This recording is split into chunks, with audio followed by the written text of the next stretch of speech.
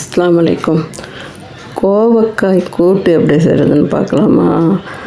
அதுக்கு முதல்ல ஒரு மிக்ஸி ஜாரில் ஒரு பச்சை மிளகா, ஒரு கைப்பிடி அளவு தேங்காய், ஒரு பல் பூண்டு போட்டு கொஞ்சமாக ஜீரகம் சேர்த்து கொஞ்சம் குறகுறப்பாக அரைச்சி தனியாக வச்சுக்குவோம். அது குறகுறப்பாக அரைச்சப்போ தண்ணி சேர்க்கக்கூடாது. அப்படியே அரைச்சி தனியாக வச்சுட்டு அதுக்கு கூட்டுங்கிறதுனால பாசிப்பருப்பு இது கால் கிலோ கோவக்காய். அந்த 1/4 கிலோ கோவக்காய்க்கு ஒரு குழிக்கரண்டி அளவு பாசிப்பருப்பு. அதை நல்லா கழுவிட்டு மஞ்சத்தூள் சேர்த்து ஒரே ஒரு விசில் விட்டு எடுத்துக்கணும். ரொம்ப கலைய வைக்கக்கூடாது. லைட்டாக விசில் விட்டு எடுத்தால் போதும். ஒரு விசில் விட்டு எடுத்தால் போதும்.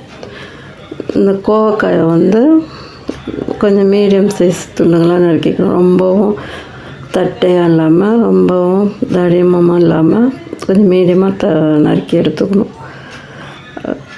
அது கோவக்காய் கூட்டு தாளிக்கிறதுக்கு அடுப்பில் ஒரு வானல் வச்சு கடலைப்பருப்பு, உளுந்து, கடுகு உளுந்து போட்டு காஞ்ச மிளகாய் போட்டு நல்லா பொரிய விட்டு கருவேப்பிலை சேர்த்து அதுக்கப்புறம் நம்ம நறுக்கி வச்சுருக்க வெங்காயத்தை சேர்க்கணும்.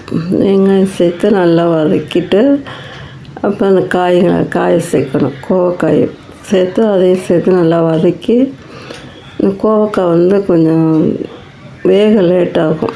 அதுக்கு தண்ணியும் கொஞ்சம் நல்லாவே சேர்க்கலாம். சேர்த்து நல்லா வேக விடணும்.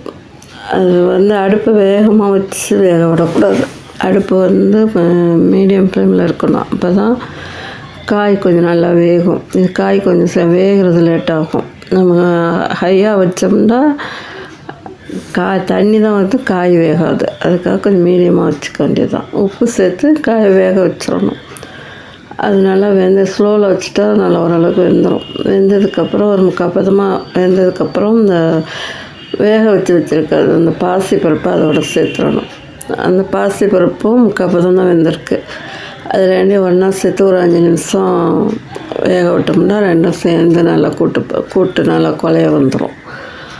அதுக்கப்புறம் ஒரு 5 நிமிஷம் மூடியை போட்டு வேக விடணும். அப்புறம் நம்ம அரைச்சி வச்சுருக்க அந்த இதை வெந்து எடுத்ததுக்கப்புறம் நம்ம அரைச்சி வச்சுருக்க அந்த தேங்காய், ஜீரகம், பூண்டு, பச்சை மிளகாய் போட்டு அரைச்சி வச்சுருக்கோம். அதை அதில் சேர்க்கணும். சேர்த்து தேங்காயை சேர்த்து நல்லா கிண்டிட்டு அதுக்கப்புறம் கொஞ்சமாக ஒரு தக்காளி ஃபஸ்ட்டில் போடக்கூடாது. அது கொஞ்சம் புளிப்பு தன்மையாக இருக்கும் இந்த காய். அதனால் இப்போ தக்காளி போட்டால் ரொம்ப புளிப்பாக தெரியும். அதனால் லாஸ்ட்டாக ஒரு தக்காளி போட்டால் பார்க்கவும் கலராக இருக்கும், நல்லாவும் இருக்கும். குட்டியாக இப்போ நறுக்கி ஒரு தக்காளி, கொத்தமல்லி தழை, பச்சை மிளகாய் இதெல்லாம் மேலாக தூவி இறக்கணும்னா சூப்பரான கோவக்காய் கூட்டு. இந்த கோவக்காய் உடம்புக்கு நல்லது. அடிக்கடி சேர்த்துக்கிட்டோம்னா நல்லது தான். அது எந்த வகையில் சேர்த்துக்கலாம். கூட்டு, பொரியல், வறுவல் அந்த மாதிரி எப்படி வேணாலும் சேர்த்துக்கலாம். இது கூட்டு. இது ரசத்துக்கு நல்லாயிருக்கும். பருப்பு சேர்த்து செஞ்சதுனால ரசத்துக்கு நல்லாயிருக்கும். தக்காளி, கொத்தமல்லி தழை, பச்சை மிளகாய் போட்டு அப்படியே இறக்கிட்டோம்னா கூட்டு ரெடி ஆயிடுச்சு. பிடிச்சிருந்தால் சப்ஸ்கிரைப் பண்ணுங்கள், ஷேர் பண்ணுங்கள், கமெண்ட் பண்ணுங்கள், லைக் பண்ணுங்கள். அஸ்ஸலாமு அலைக்கும்.